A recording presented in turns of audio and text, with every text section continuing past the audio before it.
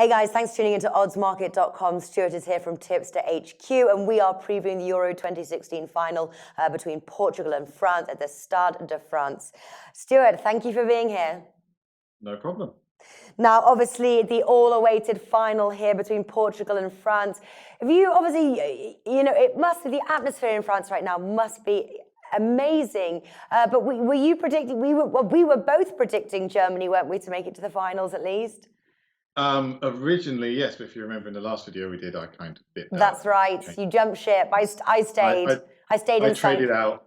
I traded out of Germany, and yeah, threw my support behind France, and oh dear. Yeah. Well, I might be a little bit late.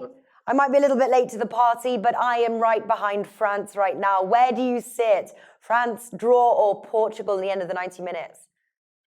This one's tough, isn't it? End of the 90 minutes, this one could very well end in a draw because Portugal spoiling the game a little bit. They've been tactically fouling, really closing the game down. I'm hoping that France managed to get this game to open up a bit and get a result in 90 minutes, but I'm honestly not sure at the moment. I know. Well, the three-way line here: France 2.05, the draw 3.15, Portugal 4.65. There, all at pinnacle.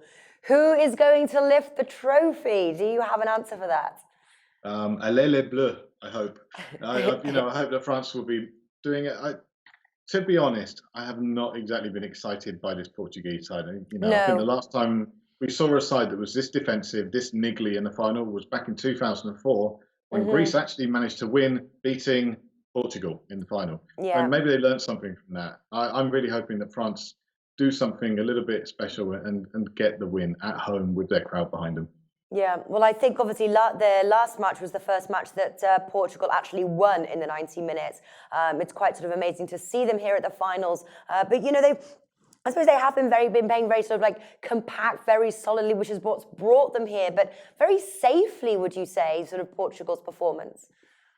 Well, I wouldn't say that only getting 3 draws in the group stage was a safe way of doing it. I mean, they came third in their group. They could very easily have gone out at that stage if other teams had done better.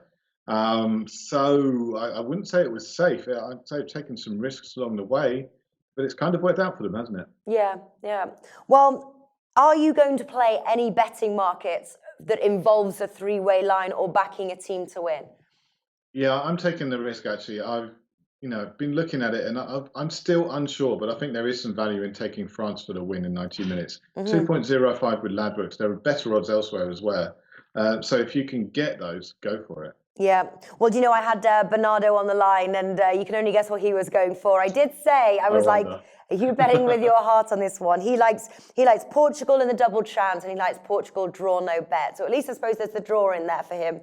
That could be a result. But obviously we're going to have a chat later on in the day, and so we can grill him about that bet. I'm actually going to take here both teams to score. I'm avoiding the outrights altogether. 2.3 William Hill. I think we've got some sort of real firepower up front. Obviously, we've got Ronaldo at Portugal. We've got Antoine Griezmann. We've got Nani. We've got a lot of sort of strong players up front. Both teams to score is my bet.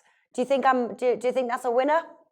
No, I don't. I think we could see a very, very tight game in this one. Portugal are not going to open up. They're not going to make it easy for France to play.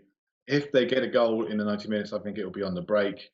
And Ronaldo hasn't exactly been in great form, is he? I mean, if they win, he'll probably be named, player of the tournament, which would just be an absolute travesty.